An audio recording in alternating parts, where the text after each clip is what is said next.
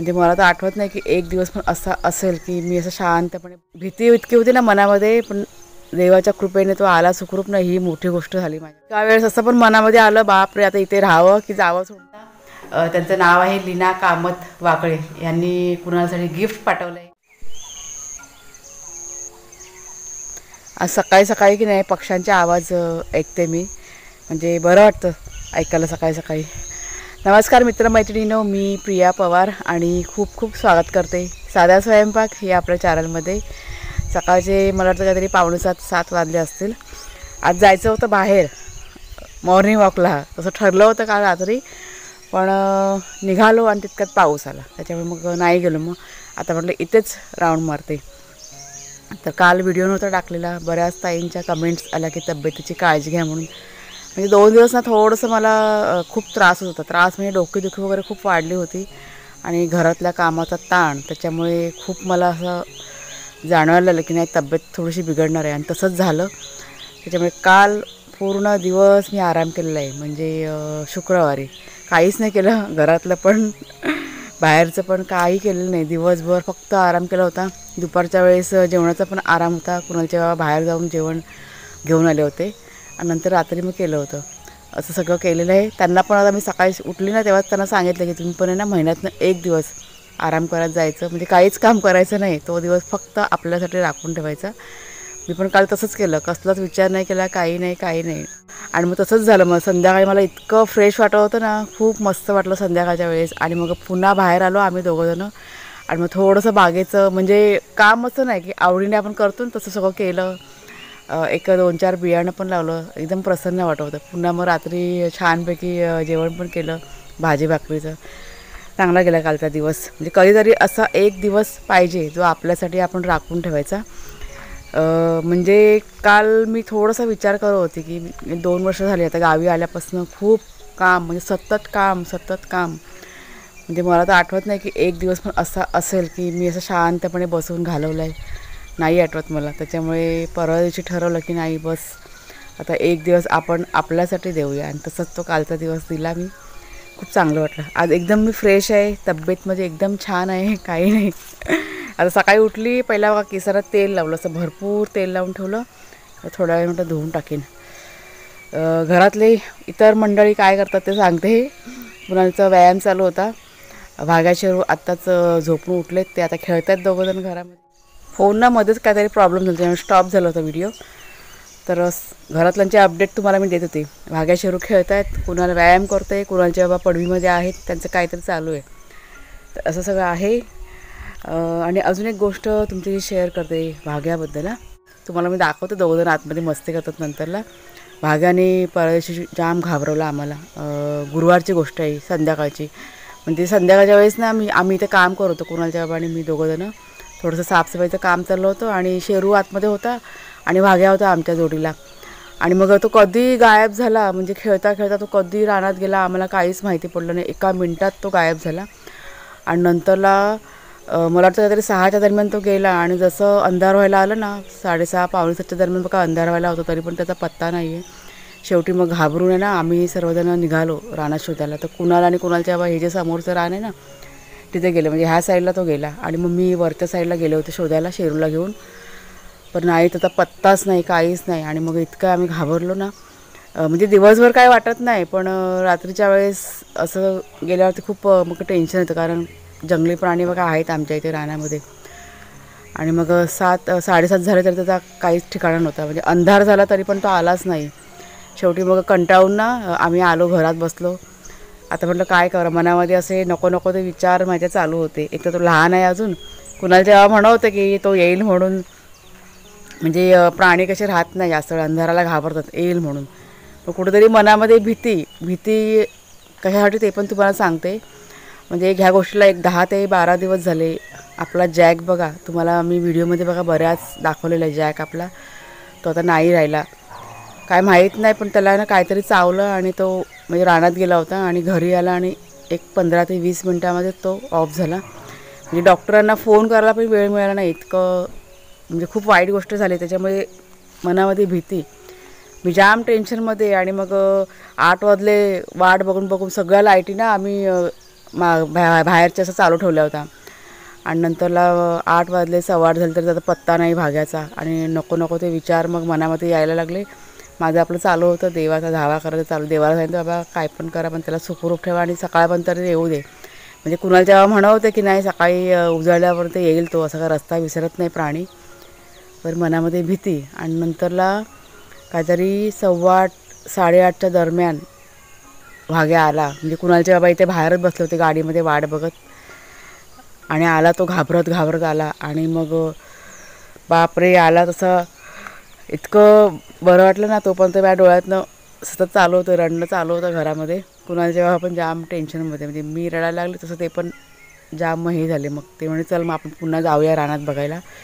पण रात्रीच्या वेळेस पुन्हा रानात घनदाट जंगलात जाणं शक्य नव्हतं ही गोष्ट. त्याच्यामुळे वाट बघत आम्ही मग घरात राहिलो. म्हणजे भीती इतकी होती ना मनामध्ये, पण देवाच्या कृपेने तो आला सुखरूप ना, ही मोठी गोष्ट झाली माझ्यासाठी. मग खूप असा घाबरलेला होता पण तो आला. आणि मग त्याला पटकन मग आंघोळ घातली. म्हणजे जास्त असा काही घाण नव्हता तो, तरी पटकन आंघोळ घातली. आणि मग होता मग थोडा वेळ खेळा आणि मग शांत होता. मग आता आहे घरामध्ये. ते कसे खेळायच्या नादामध्ये जातात, पण इतकं ते भयानक जंगल आहे ना, घनदाट जंगल आहे ना, की आपल्याला पण भीती वाटते. म्हणजे एका वेळेस असं पण मनामध्ये आलं बापरे आता इथे राहावं की जावं सोडून, असं इतका विचार माझ्या मनामध्ये आला होता. इतके मी जाम टेन्शनमध्ये होते. कुणाच्या जेव्हा नंतरला हसव होते, हे बघा इथे उभे आहेत असे भाग्या आणि शेरू. शेरूचं काही टेन्शन नाही. शेरू बघा आपण असलो ना काम करत की आपल्या मागे मागे असतो. पण भाग्याचं जास्त लक्ष ना रानात असतं, म्हणजे बाहेर भटकायचं ह्याच्यामुळे तो खूप असतो भाग्या. त्याच्यामुळे त्याच्यावरती जास्त असं लक्ष द्यावं लागतं आहे. अशी सगळी भीती, असा तो गुरुवारचा दिवस गेलेला आहे. खूप खूप टेन्शनमध्ये. मी जाम रडत होते कुणाल जेव्हा, पण मग जरा हे झाले होते. मी रडायला लागले तशी भीती. मी येते तू रडते कशाला, तो येईल येईल. पण ते हे जॅकचं असं झालं ना, त्याच्यामुळे जरा डोक्यात तसे नाना तऱ्हेचे असे विचार येत होते. म्हणजे त्याला काय झालं तर म्हटलं कसं हे करायचं, ह्या सगळ्या गोष्टी. चला आता जरा थोडासा फेरफटका मारते बागेमध्ये. हा बघा वाघ्या. ए वाघ्या इकडे बघ. शेरू वाघ्या, जंगल सफारी करायला जायला पाहिजे सारखं. जंगल सफारी वाघ्या. ओ अगू अबू, ए लबाड. ह्याचं डोकं खूप जास्त चालतं ना. कुणाच्या गावाला विचारते सांगतील. हा हा एकदम त्याचं डोकं जास्त चालतं, त्यांच्या आळशीचं डोकं खूप कमी चालतं. मी इमोशनल आहे ना खूप. त्याशी मला माहिती काय म्हणवते, तू इतकी इमोशनल आहे मला माहीत नव्हतं. त्यांना इतकं वर्षाचा संसारामध्ये त्यांना माहीत नाही आपली बायको किती इमोशनल आहे ती.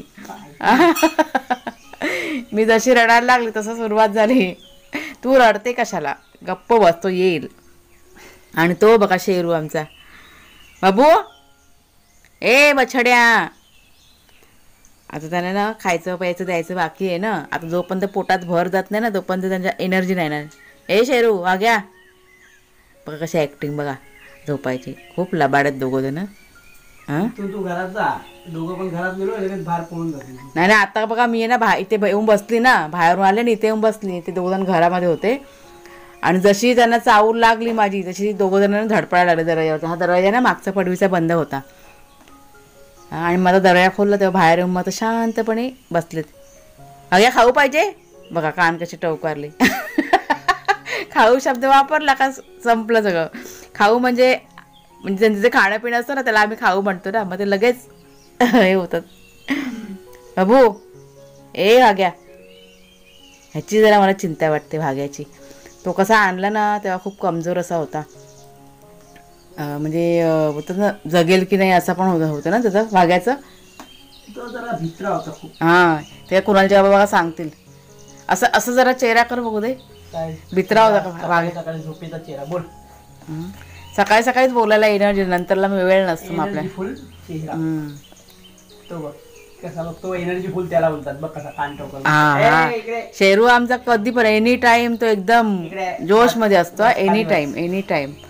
फक्त कधी भूक लागली ना मग तो शांत असतो ना. ते इतका मस्तीखोर आहे ना शेरू. हा वाघ्या पण आहे पण तो मुडी आहे वाघ्या.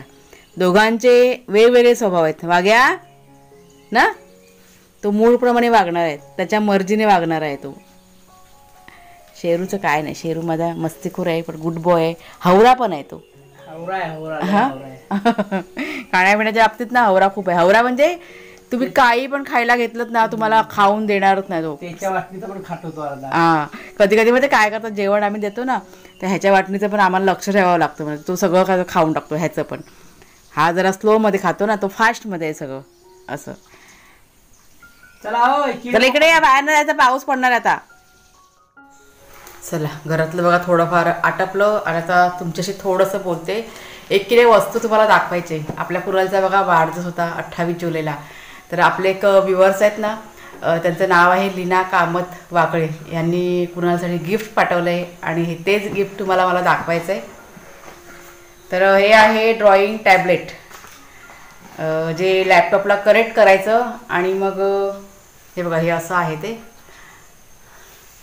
असं बॉक्समध्ये पॅकिंग करून आलं होतं छानपैकी. हे बघा हे असं म्हणजे लॅपटॉपला कनेक्ट करायचं, ह्याच्यावरती ड्रॉइंग करायचं आणि मग ते लॅपटॉपमध्ये सगळं दिसतं. ते म्हणजे काल कुणाला करत होता तेव्हा बघितलं मी, त्याला वाटतं दाखव रे कसं असतं ते. जाम खुश होता काल ते बघितलं ना त्याने, इतका खुश होता ना तो.